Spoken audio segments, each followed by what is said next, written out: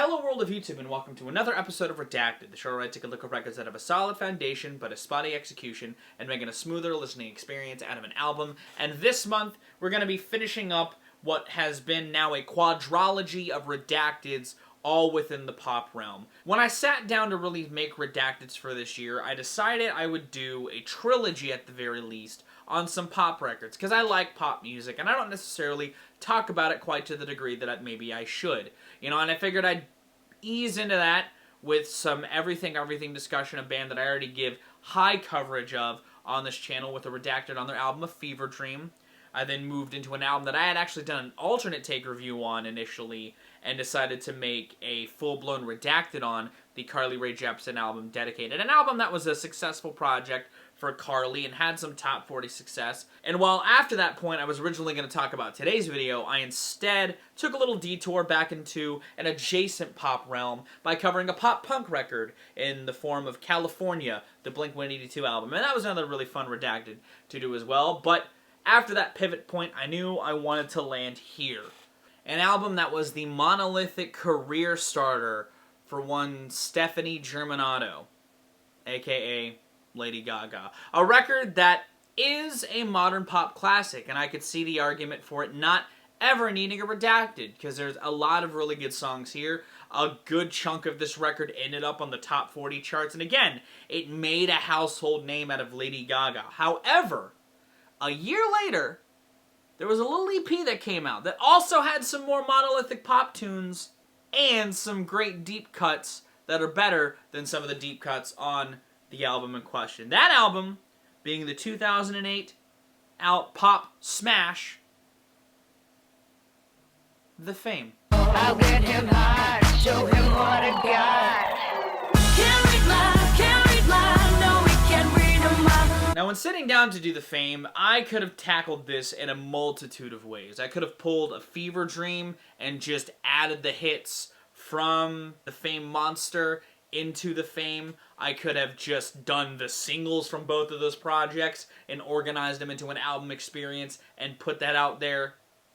Something that really doesn't sound like that bad of an idea, but I decided instead to tackle this full stop, trying my best to integrate The Fame and the Fame monster into one album. Sure, some songs from both get cast to the wayside, but I try to give heavy representation of what the Fame did for Gaga and what the Fame monster continued to do for Gaga during this era of her career. Showcase Lady Gaga's ability to have great hooks, some really good buoyant dance songs, some monolithic production, and a multitude of styles. Something that Gaga still does on a lot of her records to this day, even if they pull more so in certain lanes than others. There's still a showcasing of talent and diversity within Gaga as a songwriter, singer, you know, pop star.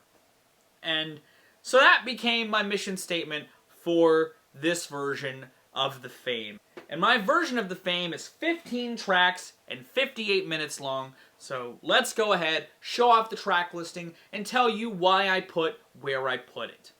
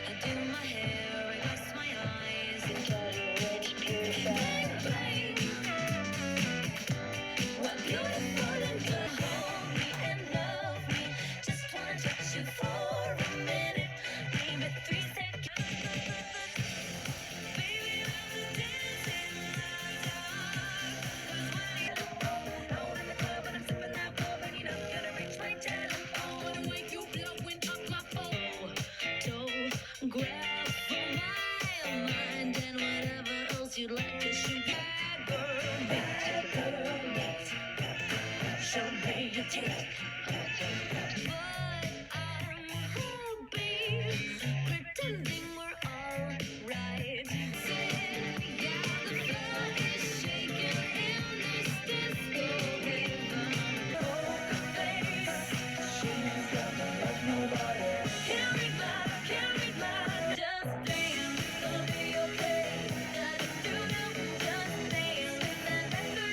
Now, you'll probably notice when looking at the track listing that I did keep every single from this album cycle / EP, this era, I guess I should say. But I also started it with a 3-combo flurry of Bad Romance, Paparazzi, and Alejandro. 3 moodier, driven pop smashes.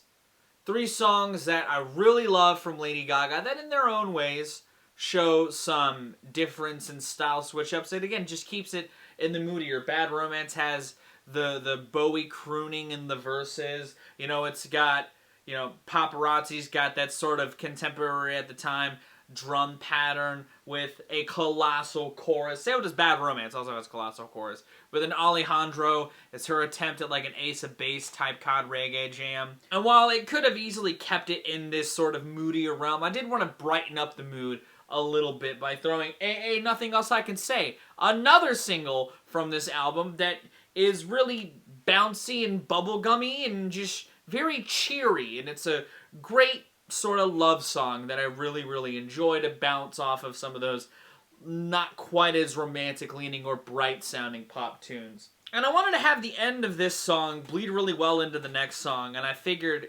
if I could, like in a perfect world, I would chop the last A at the end of AA and pick up the first A in So Happy I Could Die, just because I think that would be a really good transition.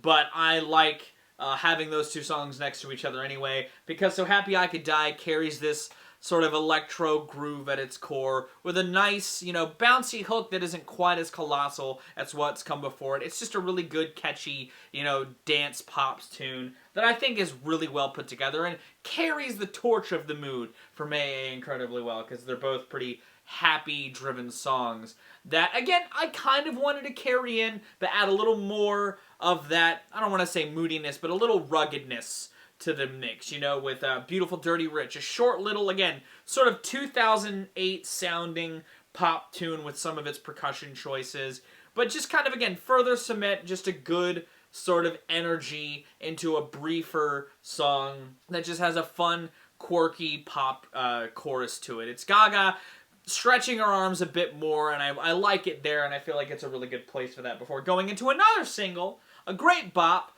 LoveGame, that sees Gaga continuing to get a little dancey, a little dirty, you know, carrying the dirtiness from Beautiful Dirty Rich into something a little more electro-driven like So Happy I Could Die, that I think works really well at introducing this electro groove for a couple of tracks. It's got it here, and then it's got it into Dance in the Dark, a more drawn-out, outright dance song that I feel like was made for a club somewhere, maybe in like London or something. I think Dance in the Dark is a really good dance song that I feel like acts as one of the beefier parts of the track listing, but comes at a really good point when the energy is just all about getting ramped up. You know, Beautiful Dirty Rich added a little bit of kineticism that LoveGame just threw into a completely electronic realm, and Dance in the Dark is just sort of picking that up. And from Dance in the Dark, I almost want to cement the listener into the vibe of the last 2 tracks, into the proverbial club that, you know, these songs have been danced in,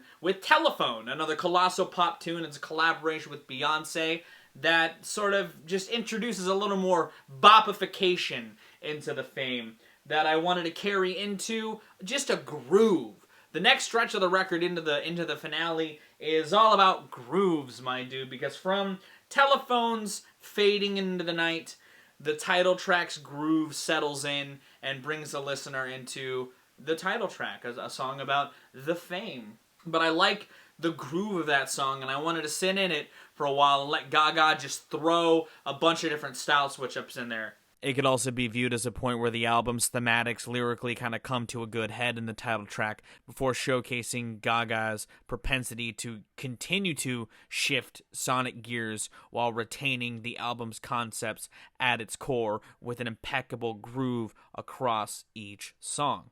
The gambit through to the 1-2 punch finale is more of a showcasing of how great the Fame is, or this era was, at showcasing Gaga's talents. While Fame has its sort of noisy, herky-jerky guitar production, it fades into Teeth, which is a little more of a rootsier leaning jam. There's some acoustic guitar and some slide guitar thrown in there, but it still keeps a groove there at its core. And from the groove of Teeth, we then carry into Summerboy, another just good guitar groove-driven song that's bright and summery and poppy, before settling into one last groove and another sort of tonal switch up from the sort of 2000s pop, funk-adjacent style into Disco Heaven, a sort of disco pastiche with some fun bass work, some great flourishes, and Gaga dipping her toes into a little bit of disco inspiration. Before closing the record with two more singles, two more colossal pop tunes that were huge for Gaga, Poker Face and Just Dance. While Paparazzi and AA and LoveGame were all big hits for Gaga in their own respects, Poker Face and Just Dance were easily the biggest runaway singles from this album, and I feel like they act as a good dance into the night sort of show-stopping combo. You know, and I thought really hard about which I wanted to put where, and I feel like Poker Face into Just Dance works so very well, and it's partially because of the end of Just Dance when Gaga just belts it. It's almost like she's just belting as the car drives into the sunset. You know, I think that they're both really good songs. It's understandable why they made Gaga a huge success at the time, and I think that if I'm gonna do The Fame, they gotta be here, but instead of having Poker Face open the record or Just Dance come earlier, I wanted both of them to be the closers. And that's my version of The Fame. What'd you think about it? Would you do The Fame any differently? Would you leave it the way it is? Let me know your thoughts on The Fame in general, and my Redacted of it in the comments down below. If you liked this episode of Redacted, be sure to give it a like. If you want to see more of my music, gaming, and general nerdy content, be sure to subscribe. Special thanks to my patrons if you want to join the ranks to get early access to content, exclusive content, or to help drive the community. It's linked in the description. My monthly playlist went up earlier this week, and I have another special thing up there going up today that's tangential to this Redacted. So if you want to catch it, go to the Patreon. And I always forget to promote this on the Redacteds, but if you want to listen to my Redacted of it, you can add it to your playlist via the Spotify link down in the description, or the YouTube link if that's how you normally listen to music. But either way, I'm going to get out of here. Thank you again so very much for watching. Thank you to everyone that's been coming to the channel, by the way, because of John's video. I really appreciate it. Thank you again, John, for working with me. I'm going to get out of here. I've been Varak. You guys have good days, lives, and situations, and I'll see you another day.